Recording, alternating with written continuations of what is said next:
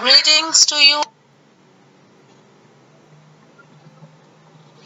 Greetings to you one more time, dear students.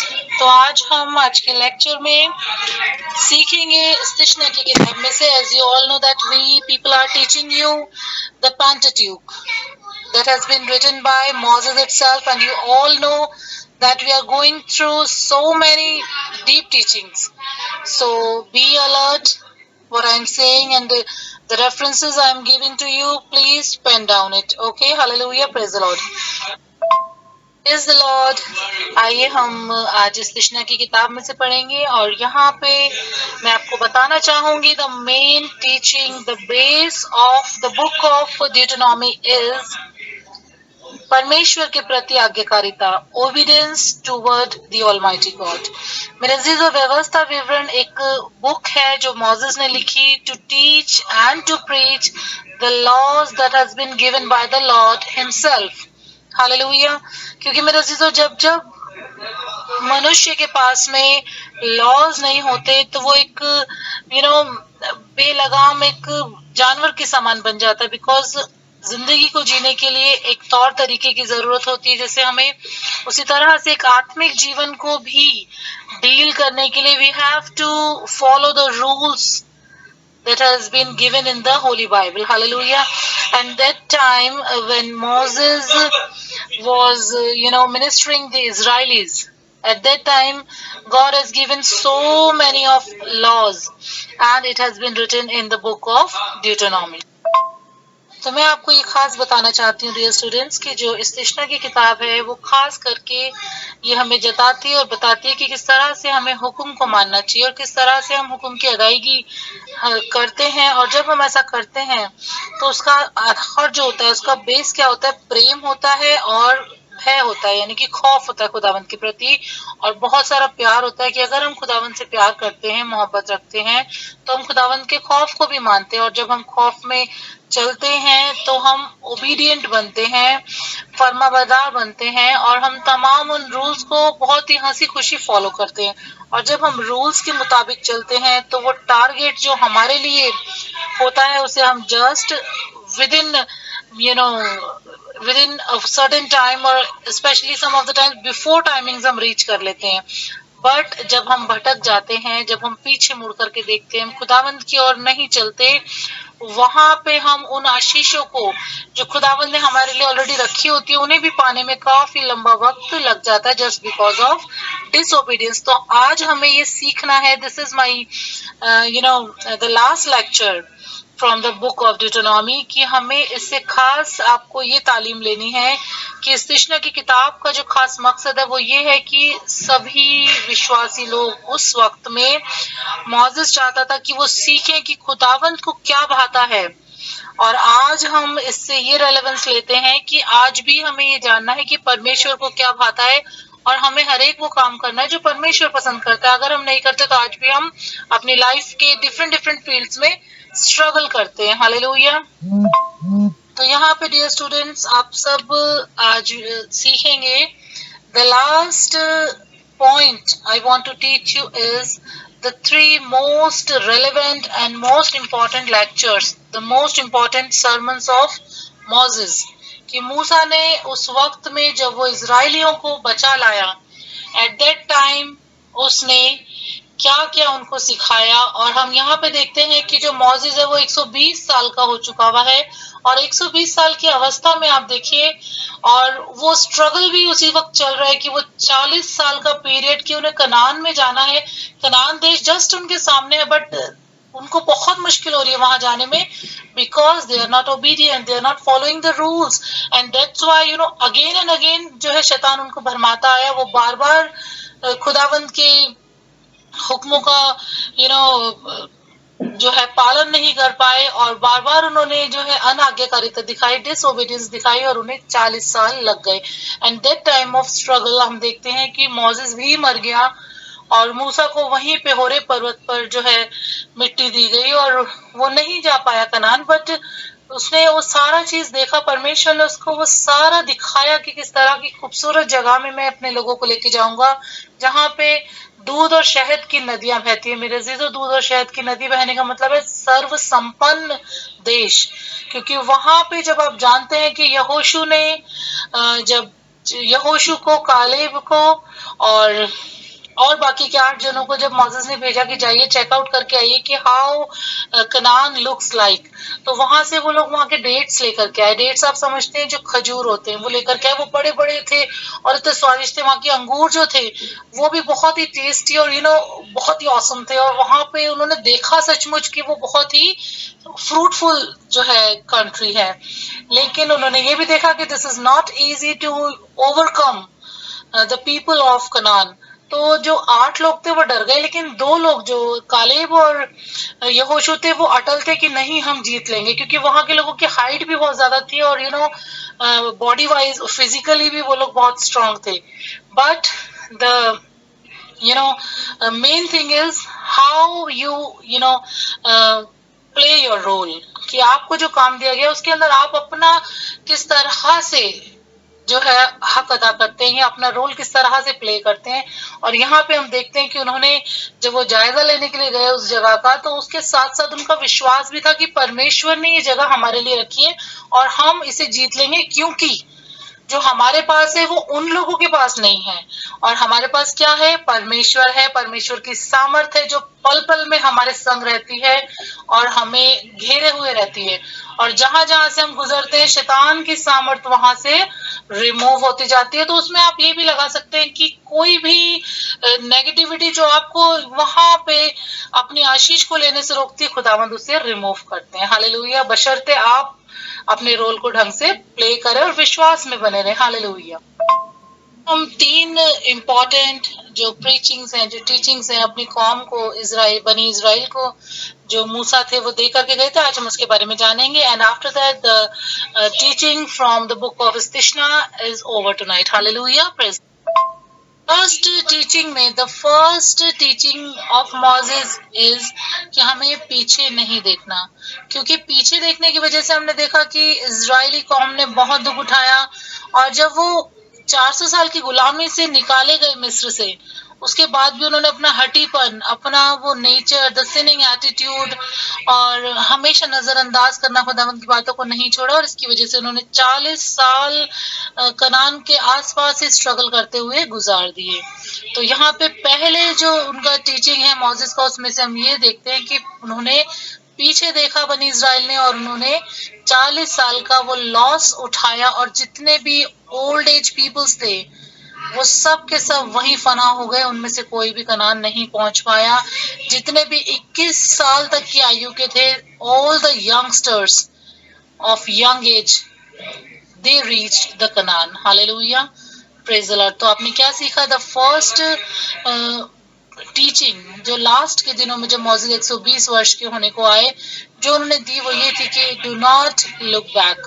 अपने एक attitude को, अपने एक नेचर को आप जब छोड़ चुके हुए होते तो उससे हमें आगे बढ़ना है, पीछे मुड़ करके नहीं देखना। अगर पीछे मुड़ के देखेंगे तो ये सब आप जानते हैं, जब आप 1 से लेकर के 4 चैप्टर तक पढ़ेंगे आप समझ पाएंगे कि उन्होंने क्या दुख उठाया अपने सिनिंग एटीट्यूड की वजह से, अपने बिहेवियर की वजह से। तो आज भी हमें ये सीखना है, ये शिक्षा लेनी है कि हमें अपने बिहेवियर्स को चेंज करना है।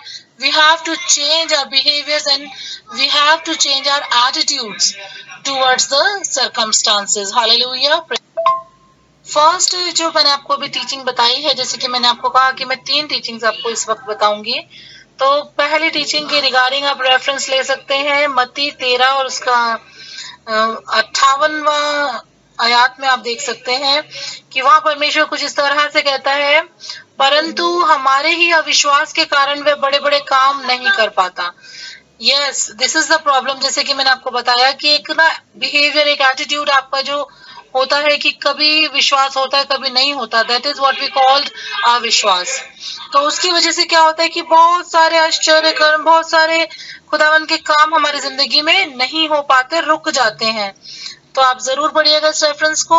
एंड आप उत्पत्ति की किताब यानी कि पैदाइश की किताब उसका 17वां बाब और उसकी 8वीं आयत में भी आप इसको देख सकते हैं, अच्छे से पढ़ सकते हैं इन रेफरेंसेस को। और गिनती की किताब 20 और उसके 12वें अध्याय में भी पढ़ सकते हैं आप। एंड इफिसियों 1:3 एंड 2 पीटर उसका 1st चैप्टर 21st वर्स और लूका 4:1-13 को भी आप इसके रेफरेंस के लिए स्टडी में ले सकते हैं। और अब मैं आपको बताना चाहूंगी सेकंड जो टीचिंग थी, सेकंड टीचिंग ऑफ यानी कि आप सेकंड सरमन आप मान लीजिए, the second sermon of Moses. और उसका मतलब है ऊपर देखना। ऊपर देखने का अर्थ है कि निरंतर परमेश्वर की ओर ताकते रहना। हालेलुया। जी हाँ डियर स्टूडेंट्स, हम बात कर रहे हैं second big sermon of Moses और उसका मतलब है कि ऊपर देखना। अब व्यवस्था विवरण की किताब 5वें चैप्टर से लेकर 26 में आप यही देखते हैं कि मोसेस जो है वो बता रहे हैं कि कंटिन्यू, अगर आप चाहते हैं कि परमेश्वर आपके जीवन में काम करे और वो आशीष जो मुकम्मल तौर पर आपके लिए रखी गई है उसे अगर आप पाना चाहते हैं तो you have to follow the rules and regulations, the commandments of Lord. Hallelujah. और जब तक कि आप उन नियमों और कानूनों का पालन करते रहेंगे, उन विधियों को चौकसी के संग मानते रहेंगे, ऐसा खुदावंद ने बने इज़राइल से कहा जब उन्होंने तमाम तौर के पूरी जो है 10 हुक्मों के साथ और भी दिए गए 603 हम जो है लॉज को मानते थे दैट टाइम, तो उन्हें फॉलो करना बहुत जरूरी था। और अगर आप ऐसा करते हैं तो परमेश्वर बहुत खुश होते थे। और हमेशा हमने देखा कि कभी भी खुदावंत के लोगों को किसी बली वस्तु की कटी नहीं हुई और ना ही आज होती है अगर हम कलाम पे चलने वाले लोग हैं। तो मैं चाहूंगी कि मैं आपके लिए एक वर्स में यहाँ पे पढ़ दूं, आप रेफरेंसेस नोट कर सकते हैं। रोमियो की पत्री उसका 13वां बाब उसकी 8 आयत से लेकर 10 आयत तक, और मत्ती रसूल की किताब मार्फत लिखी गई इंजील में आप देखेंगे 22वां बाब उसकी 37वीं आयत से 40वीं आयत तक, और इब्रानियों की पत्री 10:25। हालेलुया। व्यवस्था विवरण की किताब उसके 12वें बाब के 1st वर्स में हम देखते हैं there is the key how to perform the rules and regulations. Hallelujah. तुम इस भूमि पर बने रहो, जब तक तुम इस भूमि पर जीवित रहो तब तक इन नियमों और विधियों के मानने में चौकसी करना। इज़राइल अब एक नए देश में प्रवेश कर रहा था और सब कुछ उनकी बुद्धिमत्ता और आज्ञाकारिता पर निर्भर कर सकता था। परमेश्वर इज़राइलियों को प्रेम की शिक्षा देना चाहता था जो वास्तव में व्यवस्था को पूरी करना था। Hallelujah, praise the Lord. तो यहाँ पे हम देखते हैं कि जो मोसेस है वो उन्हें यही सिखाना चाहता है कि तुम मेरे लोग हो, मैं तुमसे प्रेम करता हूँ, मैंने तुम्हें चुना है, मैं तुम्हारे बीच में हूँ, मैं तुम्हारी रक्षा करता रहूंगा। मैं इतनी ही अपेक्षा तुमसे करता हूँ कि अपनी भलाई हेतु मेरी आज्ञा का पालन करो, और जैसा मैं पवित्र हूँ वैसे ही तुम भी पवित्र बनो। Hallelujah, praise the Lord.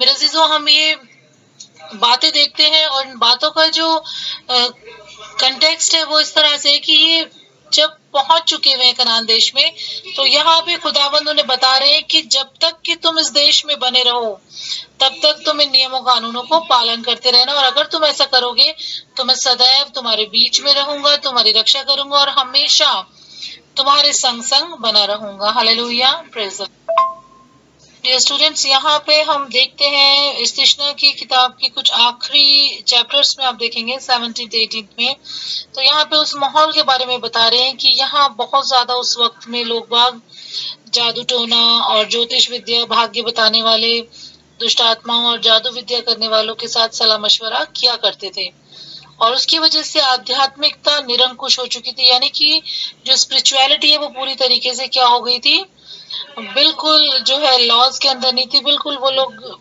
बिना नियम कानून के और इस तरीके से अपनी सारी बातों को बुत परस्ती के अंदर ढाल चुके थे, और जो लोग मर जाते हैं उनकी आत्माओं को बुला बुलाकर वो लोग भविष्य की बातें पूछा करते थे। तो खुदावंत को इन बातों से बहुत दुख होता था। तो यहाँ पे खास आप पढ़ सकते हैं यशाया 8 उसकी 19 से 20 आयत, लय व्यवस्था की किताब 19, 31, 20 और 6, पहला सैमुएल और उसके 28वें चैप्टर में और पहला इतिहास 10 और उसकी 13वीं आयत में यहाँ पे आप पढ़ सकते हैं, एक अंधकार भरे युग की कहानी यहाँ पे शो की गई है और किस तरह से खुदावंद फिर वहां पे एक डांट लगाते हैं कि ऐसा नहीं करना चाहिए।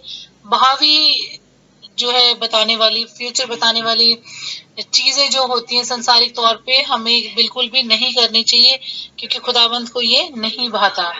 हालेलुया। तो यहाँ पे फिर खुदावंद बताते हैं कि सिर्फ एक ही काम करो कि प्रेम की आत्मा में बने रहो, परमेश्वर की आज्ञाओं का पालन करो, और ये इतना कठिन नहीं है मेरे अजीजों। और अगर ऐसा करते तो वो यहाँ पे प्रभु ने कहा है कि तुम आनंदित रहोगे, परमेश्वर के प्रति सदा धन्यवादी शुक्रगुजार बने रहो। हालेलुया। और जब आप 10 कमांडमेंट्स पढ़ते हैं, वहां लिखा है कि अपने माता पिता का आज्ञा का आदर करना, उसके संग संग क्या है, बेनिफिट्स भी लिखे हैं कि अगर आप ऐसा करेंगे तो आप उस देश में जो तुम्हारे खुदावंद ने तुम्हें दिया है सदा सर्वदा बने रहोगे। हालेलुया। Praise Lord. जैसे कि अब हम आखिरी हिस्से के अंदर है डियर स्टूडेंट्स, तो हम यहाँ देखेंगे the third main sermon of Moses, और उसका टाइटल है बाहर देखना। हम यहाँ पे देखेंगे कि मूसा लोगों को यहाँ पे वार्निंग दे रहे हैं कि अपना सर्वप्रथम ये बताया कि यदि इजरायली लोग परमेश्वर के आज्ञाकारी बने रहेंगे तो वे परमेश्वर की आशीषों का आनंद उठाएंगे। आप समझ रहे हैं ना? यहाँ पे मतलब है कि अगर हम खुदावंद की बातों को प्रॉपरली फॉलो करते हैं और हुक्मों को मानते हैं और तरीके से अपनी जिंदगी में चलते हैं, तो हम सदैव खुश रहेंगे, खुर्रम रहेंगे अपनी जिंदगी में। लेकिन अगर हम आज्ञा उल्लंघन करते हैं तो यहाँ पे हम रिजल्ट्स को भी देखते हैं। और यहाँ कुछ इस तरह से बताया गया है, अगर आज्ञा उल्लंघन किया जाता है तो अपने जीवन में जो हमारा व्यापार होता है, हमारा बिजनेस है, सम ऑफ द टाइम्स कुछ लोग फार्मिंग करते हैं, उनके हेल्थ इश्यूज हैं, बहुत सारे तरह तरह की परेशानी और बीमारियां हमारे जीवन में एक लॉस की तरह एंटर करती हैं just because of the disobedience. तो आखिरी हिस्से में जो है मोसेस यही बताने की कोशिश कर रहे हैं। हम देखते हैं यहाँ पे 28वें अध्याय में, यानी कि सिश्ना का जो 28 चैप्टर है, वहां पे हम देखते हैं कि बड़ी सारी बातों का एग्जाम्पल देकर के जो है वो समझा रहा है मोसेस कि अगर आप ओबीडियंट रहेंगे खुदावंद की तरफ तो किस तरह से आपको आशीषें मिलेंगी, आप आनंदित रहेंगे। और अगर अनाज्ञाकारिता करेंगे तो लॉस भी हम ही को उठाना होता है। तो हम देखते हैं यहाँ पे जिस तरह लिखा है कि और आने वाला 1000 वर्ष के दौरान क्या कुछ हो सकता है उसके बारे में बताया गया 1 से 14वें चैप्टर में। जब आप यशाया उसके 60 चैप्टर 61, 62, जकरिया 14 चैप्टर 8th वर्ष से लेकर 21st वर्ष तक, यर्मिया 31 चैप्टर और इस्तिशना का 30th चैप्टर 1 से 10 तक आप पढ़ेंगे, और रोमियो 11, 25 से 31 पढ़ते हैं, तो यहाँ पे हम पाते हैं कि जो 1000 वर्ष आने वाले वक्त में हम देखेंगे, जैसे कि आप पहले मैंने ये प्रीच और यहाँ पे टीच किया हुआ है 7 जजमेंट्स के बारे में। At that time I have told all the student that 1000 वर्ष के बारे में, तो वहां पे एक बार फिर से आप उसको जाके पीछे सुन सकते हैं। तो यहाँ पे उसी के बारे में जिक्र किया गया है कि वो 1000 वर्ष कैसा होगा और महाक्लेश का वक्त और क्या क्या आने वाले वक्त में होगा, उन सारी बातों का जिक्र यहाँ पे हम मिलता है हमको। और फिर हम देखते हैं कि व्यवस्था विवरण की किताब यानी कि सिश्ना की किताब 28 की 47 से 49 में रोमी आक्रमण की ओर इशारा करते हैं, जो कि 70 ईस्वी में तीतुस के द्वारा किया गया। ये निश्चय ही इतिहास में अपने समय का खून खराबी का हिस्ट्री है। तो यहाँ पे वर्तमान यहूदी लोग किस तरह से जी रहे हैं, परमेश्वर ने लगभग 3000 वर्ष पूर्व इसके बारे में कहा था, और इजरायलियों ने उसी स्थान पर यहाँ पे देखिए अपने आप को किस तरह से मेंटेन किया, उसी राष्ट्र में अपने आप को किस तरह से उन्होंने खुदाबंद की आज्ञा को ना मानकर अपने आप को परेशानी में भी देखा। तो हम देखते हैं कि एक पल में ही खुदावंद न्याय करने वाले परमेश्वर हैं। अगर आप खुदावंद के हुक्मों को पालन करते हैं तो किस तरह से प्रभु आनंदित रखते हैं, और अगर आप पालन नहीं करते तो किस तरह से खुदावंद की नाराजगी, खुदावंद की पनिशमेंट को इजराइलीज ने जो है भुगता था। तो हम यहाँ पे उससे एक टीचिंग को, एक तालीम को हासिल करते हैं कि आज भी हमें अपनी ज़िंदगी में किस तरह से अपने आत्मिक जीवन को, स्पिरिचुअल लाइफ को जो है कैरी ऑन करना है, ये हमें सीखना है। तो हमारा जो कंक्लूजन है इस कृष्णा की किताब का वो यही है, be obedient to the laws that has been given in the Bible. Each and every single word has been written by the fire of Holy Spirit. तो हमें उसे फॉलो करना है, और अगर हम नहीं करते तो बहुत ही परेशानियां हमारी लाइफ के अंदर आती हैं। तो उससे अगर हम बचना चाहते हैं तो हमें खुदावंद के दिए गए नियमों कानूनों को मानना चाहिए और हमें खुदावंद में बने रहना चाहिए।